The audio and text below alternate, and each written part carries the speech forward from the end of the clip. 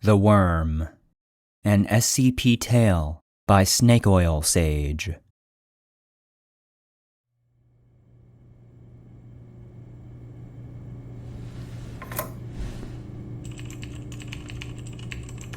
Access granted. Summary of evidence from Recovery Site V2008-5. Relevant entries from the Journal of Mr. Redacted. Begin log. Day 14. I think it is important to provide context, so future generations may recognize the urgency of my endeavor. In 1916, I enlisted into His Majesty's 5th Infantry Division, and in the bloody trenches of Europe, I witnessed proof of humanity's barbarism and the absence of God. Wounded in battle and wallowing in septic mud, the fever fell upon me, and with it came the visions. In my nightmares, I saw a great iron worm with jaws like that of a dragon, devouring the fields of Europe.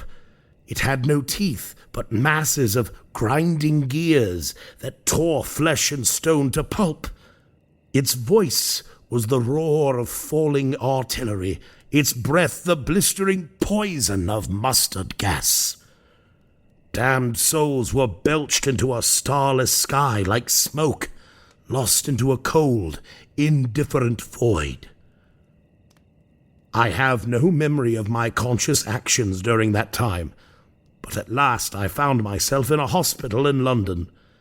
They told me the war was over, but the dreams did not leave.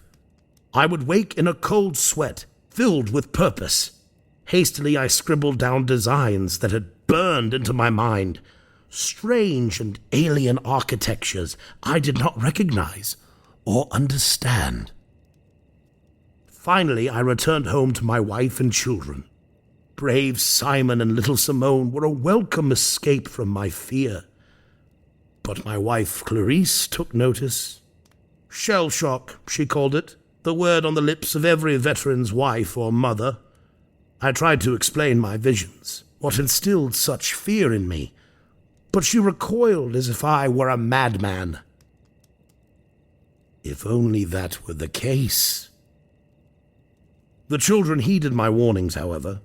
They were rightly afraid. Yet that was not my intent. No, Simon, do not fear the beast. No, Simone, please do not cry. Father will not let you be fed to the worm. The schematics. They must be the secret to stopping the worm. I feel a connection, a familiarity that likens them unto a great metal snare. With them, I will cage the beast.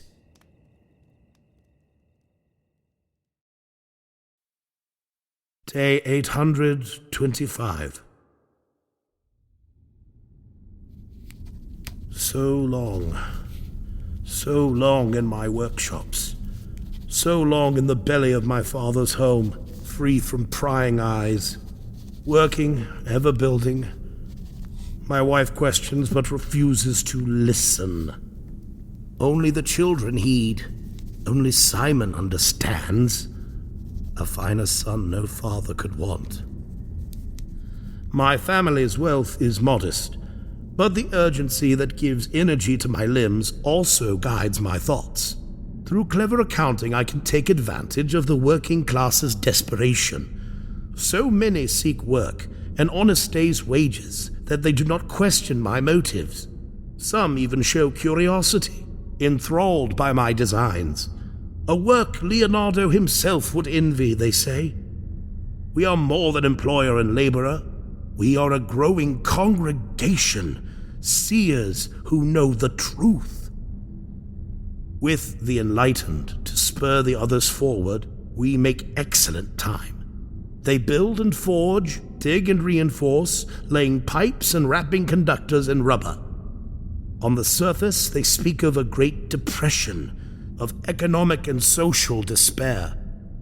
Below, I lay the foundation of a greater tomorrow. But I smell the burning breath of the worm.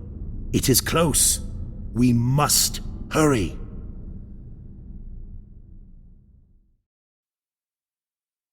Day 2398.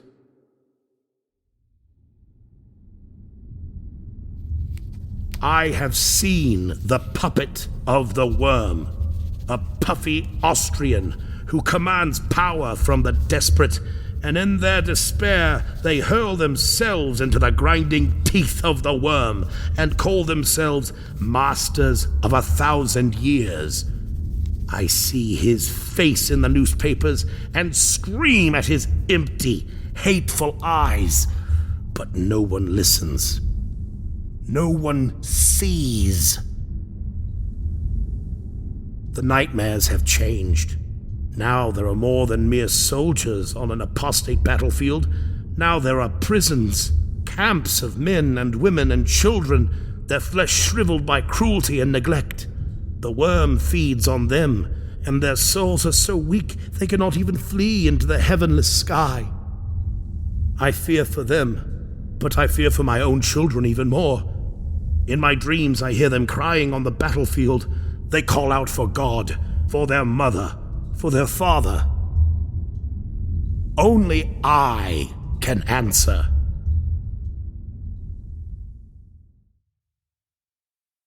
Day 2567.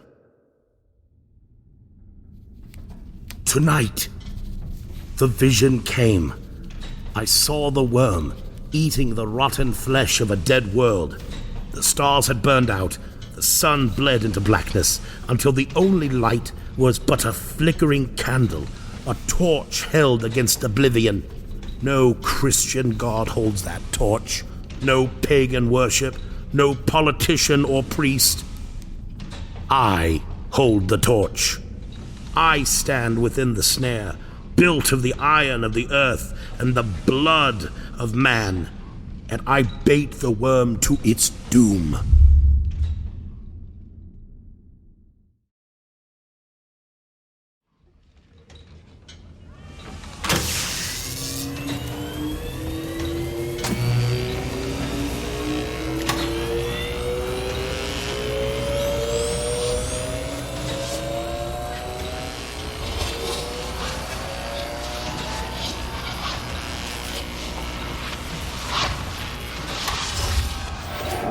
Yes! Yes!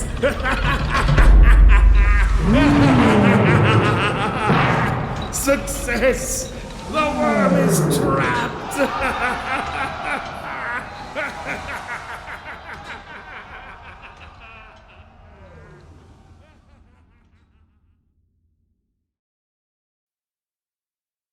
Day 2569.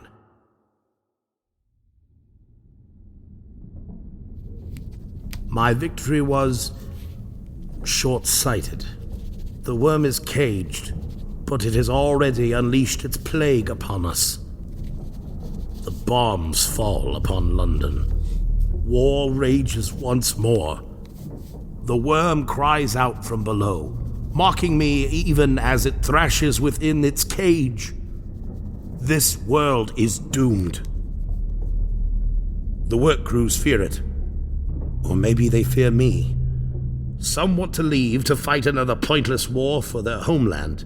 Others stand behind me, terrified of what comes for us. How? How can we escape this rotting world and the locusts that devour it?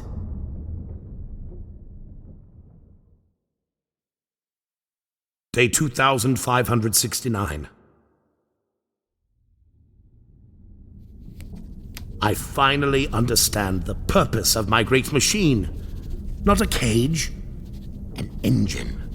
A device that dwarfs all measure of man's science, Satan's magic, and God's miracles. A machine that will deliver us from oblivion. All it needed was a heart, a burning furnace to power it. How ironic that the worm that promised my doom is now the engine that will drive our salvation. The laborers who heeded my warnings have banded with me. Like a cult to its messiah, they gathered at my feet. and as a dutiful shepherd, I will guide them to paradise. Some resisted. I do not hate them. I do not hate the people of this ruined world. I pity them. It was all I could do to instruct my followers that a merciful death is preferable to the alternative. Those who would not come with us were better off sent away by their kin than by some heartless enemy on the battlefield. I go to throw the switch of my great machine and free ourselves from the madness of the grave.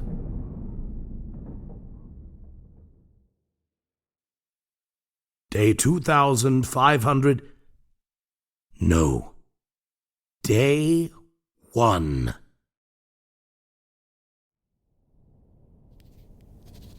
In one brilliant flash, my engine and the manor above have been delivered from the war-torn Earth to a new world. This place is like our own, but different in many ways. A grey mist swirls around the manor, free of the stink of gunpowder and urban decay. The manor sits in a field of grey soil devoid of vegetation. I hear no buzzing of insects. I see no sun or moon, just a dull, sourceless light. A dismal arrival, perhaps, but a welcome one. I broke wine with my brothers and sisters.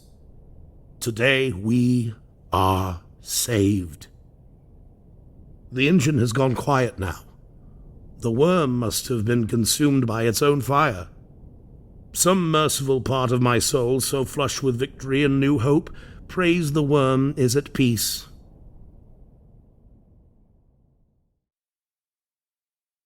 Day 2.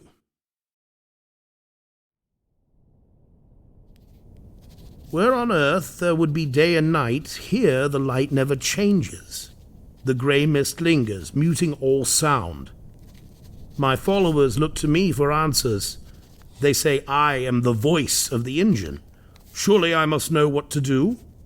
I push for patience and make promises I already begin to doubt myself. To satisfy their curiosity, I asked 3 of my bravest to venture out in search of anything. I try to reassure my family, but Clarice looks at me only with fear and hate. She has walled herself up in the bedrooms with Simone. Simon stays with me, though. He wishes to go out to see this new world. I refuse him. I will not threaten his life for the sake of knowledge. Even as I write these words, I am startled by what I see. This world was to be our safe haven, was it not? Day 3. The men I sent into the mist have returned, thanks to the links of string I provided them. No vegetation, no animals, no sun or stars, no civilization. This world is empty and grey. Not hell, like the world we left behind. A limbo. Does that make it better?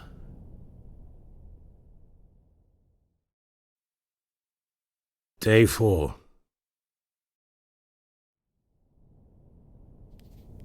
The dreams no longer come. Where before I could scarcely close my eyes without envisioning arcane machinery and prophecies of doom, now my mind is empty, and the silence mocks me. The food stores are being rationed. I do everything I can to convince the followers that utopia will come, that this is just a transition. But empty stomachs speak with more conviction than a prophet without a prophecy. A nurse named Eudora seems to have taken it upon herself to stir the hearts of the following. But her sermons cut short as I approach, and she regards me with stony silence until I withdraw.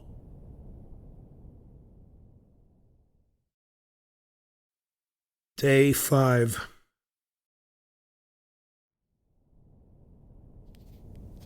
My wife refuses to leave the bedrooms. She does not speak to me, ignores the food I leave for her. I call for Simone, but they do not come out. How I have come to hate my wife. Her spite will not save us. 2 of the younger followers attempted to steal food from the kitchens. They talk of dwindling food stores, of mistrust, of strange noises coming from below, though my great engine no longer turns. If we imprisoned them, the others would have protested. Instead, I go to the others and tell them the young ones have run out into the fog, intent to find answers. Not everyone believes me, including Eudora. Instead, they go back to plotting in quiet. I worry for my flock.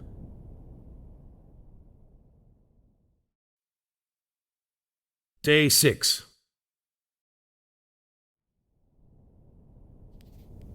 Now everyone speaks of sounds from below, of rattling pipes and grinding gears, though I assure them the machine has been shut off. To assuage their fears, I sent Danvers and Bertleby to investigate.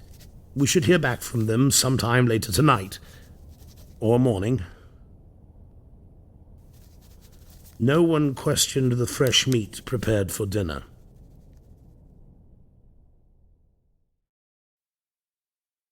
Day 7.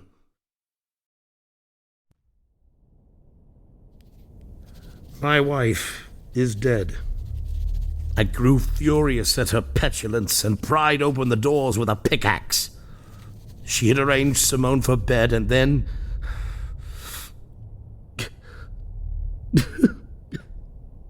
Damn you, Clarice! You rotten whore! I wanted to save my children!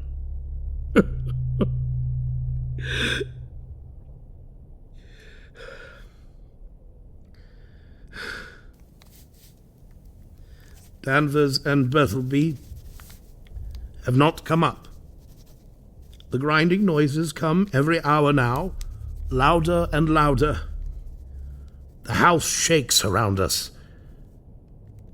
I fear the worm may not be as dead as I hoped.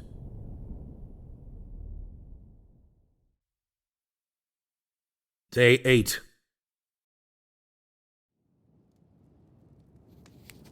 Darkness has finally fallen, and with it came a terror I have never known, even in the trenches. Cold seeps in through the windows. Strange shadows move in the fog, and I hear what sounds like footsteps on the rooftop.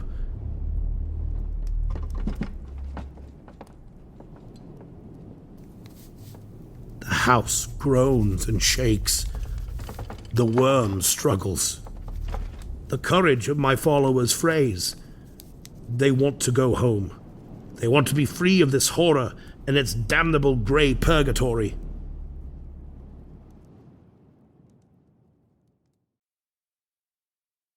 Day 9.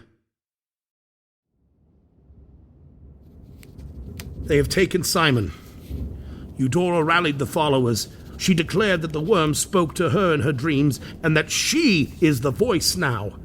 The worm demands sacrifice. She said, the son of the man who trapped it. I fought them. I fought. I would not let them take my boy, the only thing I have left.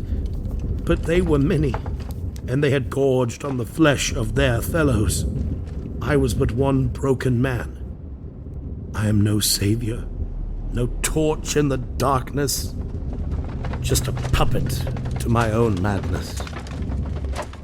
I feel that every action I have taken, every vision and design I feverishly scrolled from half-remembered nightmares, was forced upon me by a cruel intellect that wished to test the limits of my sanity.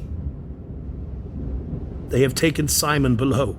They will feed him to the worm. Let this be my prayer to the starless night, to a god that may not even exist. I will not let him be fed to the worm. I will hurl myself into its teeth, that my bones might clog its innards, before I let them take my son. I'm sorry, Clarice.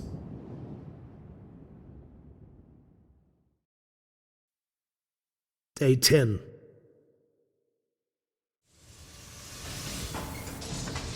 God, the noise.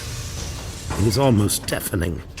Wheels turn and pistons hiss, and from the deepest reaches I hear a low, mournful bellow. I have brought my journal to give my mind something to focus on as I traverse the machine. Looking upon it with my sane eyes, I realize this maze is no work of logic. The tunnels bend and twist without reason. Stairwells lead to solid walls and doors open to gaping chasms. The transference to this gray world may have warped the machine. Or maybe I never truly saw it for what it was, and just built according to my deranged whims. I have heard and seen nothing of Simon or his captors. Doubtless their steps are guided by the same madness that has abandoned me, guiding them with fluid ease towards the worm's waiting jaws. I hasten my step, but I seem to be running in blind circles. If nothing else, at least I have a sturdy lantern and plenty of oil from the work crews that toiled down here.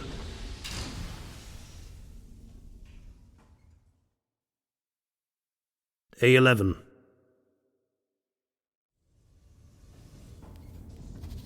Day and night are meaningless in this limbo, but down here there is even less to measure the passage of time. My journey has taken me deeper into some kind of processing factory. These automated devices gather gray sand from the bare rock, heat it into a sickly-looking glass, and fill the created vials with foul-smelling chemicals I cannot identify. Against my better judgment, I crept close to inspect a completed vial, and to my horror, a fully formed set of teeth began to take form. Another jar held an eyeball like nothing found in man or nature. What is the purpose of this factory? What does it build, or for whom? Is this the result of my design, or some mechanical cancer spread by the worm to twist the machine's function? My quarry seems to be in dispute now. I hear them arguing through the ventilation ducts and empty pipes. Eudora has taken my son deeper, leaving the others behind to harass my progress, or simply abandoning them to the whims of the worm. I have my pickaxe and my training, but I must move with stealth. I have not eaten in nearly 2 days. Still, Eudora's men carry strips of meat. I also saw something odd near the lathe room I have hidden myself within. A painting of exquisite taste. It is the work of a master, but I cannot recall when I purchased it, or what possessed me to leave it down here. The image shares a remarkable likeness to Clarice, smiling as though in happier times. It casts my thoughts to decades past, when I was a different man. A smaller man, yet infinitely happier. Can knowledge so damn a soul? In a universe of such cosmic evils that I have witnessed, is ignorance truly the only bliss one can enjoy?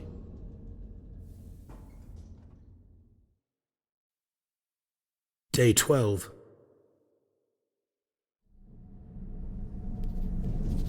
My dreams returned, not of prophecy, but memory. I am with Simon in the London Museum. He pulls me along, eager to see art and history, the beauty of all created by man and God. But I cannot see the beauty.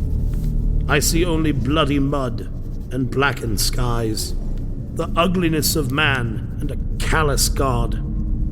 Simon walks on without me while I sink into a bench. The day fades away tonight, and I sit in an empty museum of man's atrocities, the last living thing on a cold earth, overwhelmed by the weight of it all. I wait for death or oblivion to take me, whichever could stomach so pitiful a morsel. But instead I feel the presence of another.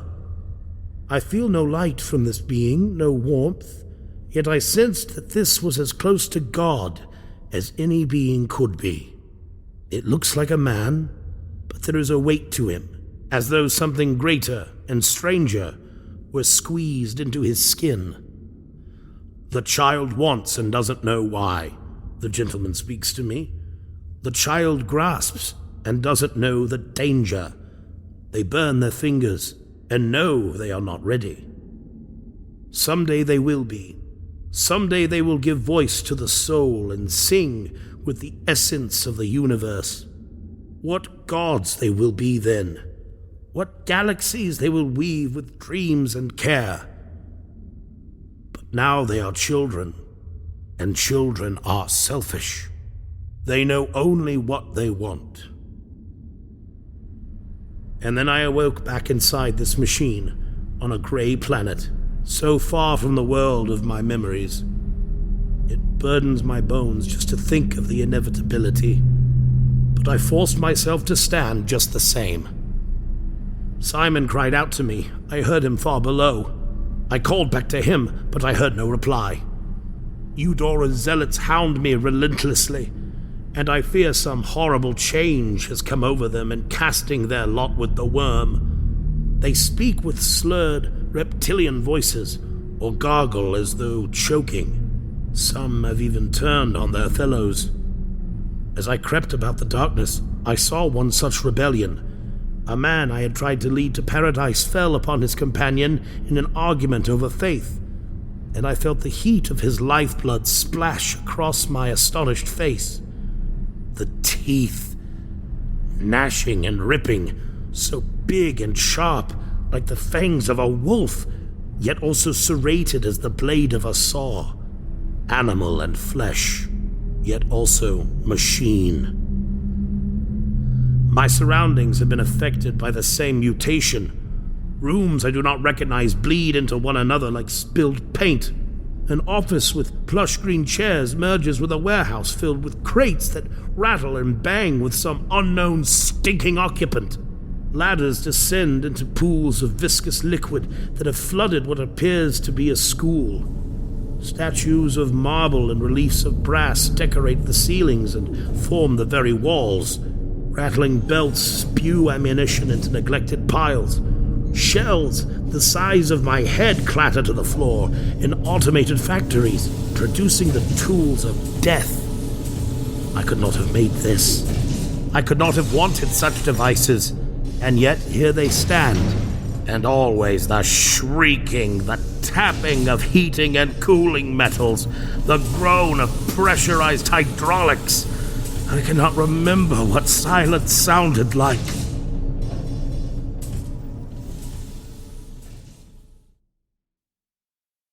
Day 13, or 14.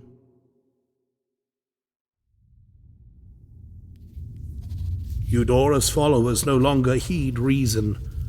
The demented growl and spit and scavenge for food. Their ramblings the stuff of bedlam.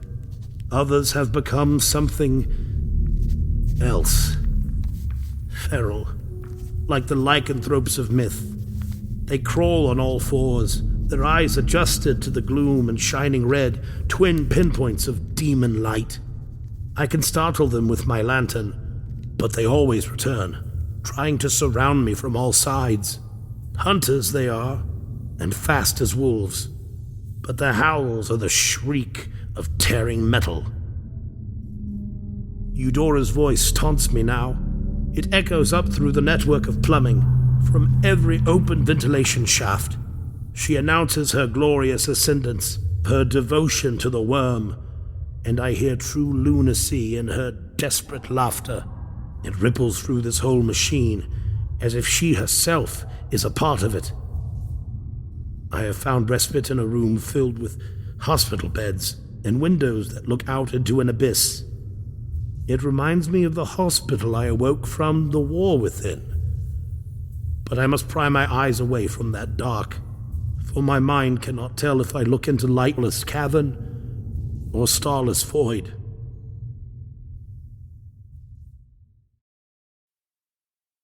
Day 15.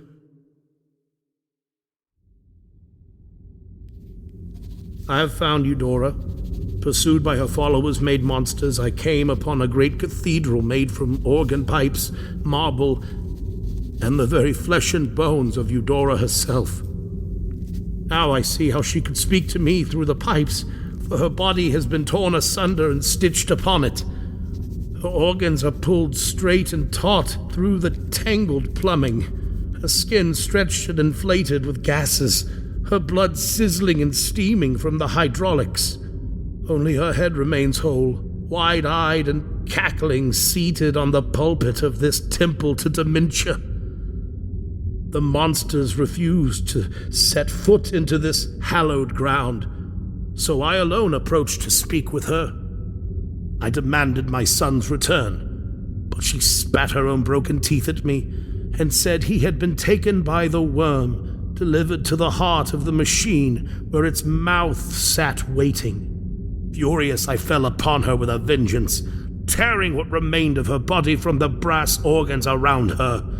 She died screaming, and at last was quiet. But then a great bellow erupted from the machine, and a new voice spoke to me through the mangled organ. I am what you have made me.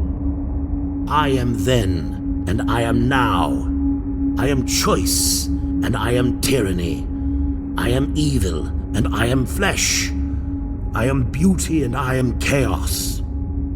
I am the worm. Stricken, I fell to the blood-stained floor and wept. I cowered, screaming, not because of the words it spoke, but that they were spoken with my voice. At last I beheld the truth I had tried to bury so deep. The worm, the machine, the madness that guided my hands. It was me. I am the worm. I do not know what compelled me to stand. I did not feel hope. I didn't feel despair. Like an automaton, I could only move forward to face revelation.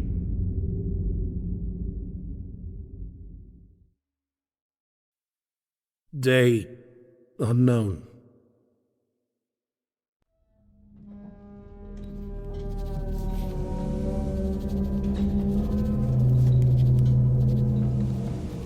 When I came upon the core of my great machine, I found my son.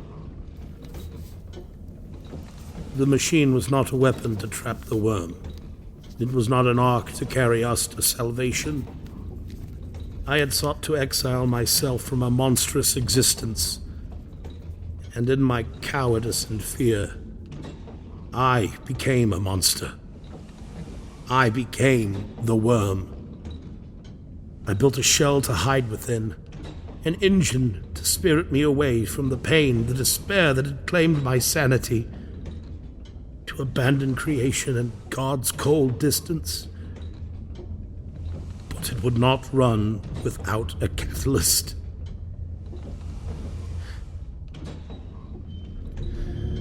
Simon,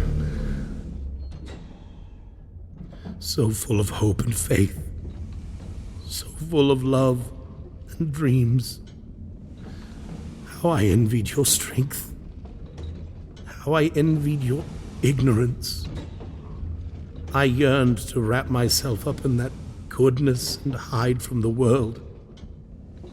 I threw the switch of my great machine, and it drank the heart's blood from your lifeless body, pumping it into every pipe and piston.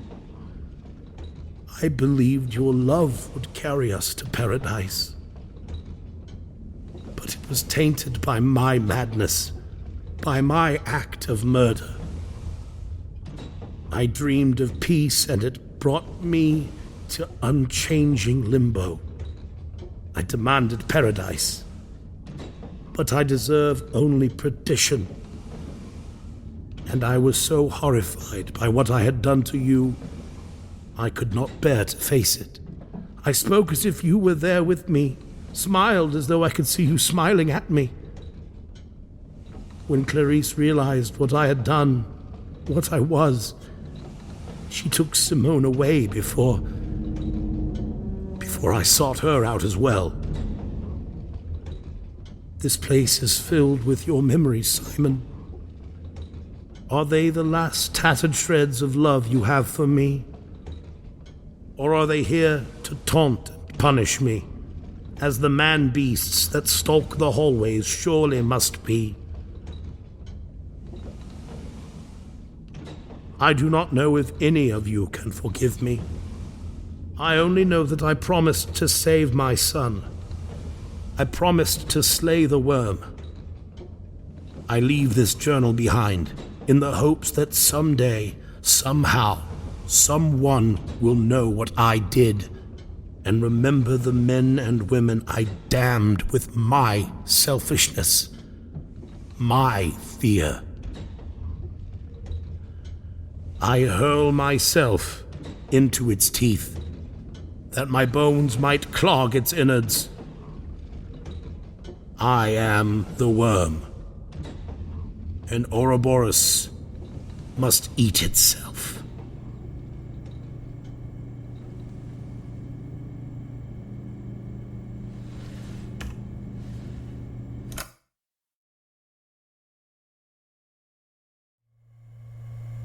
End of file.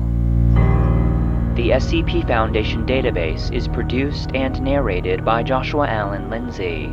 The Worm was written by SnakeoilSage, and the voice of Mr. Redacted was Lee Daniel.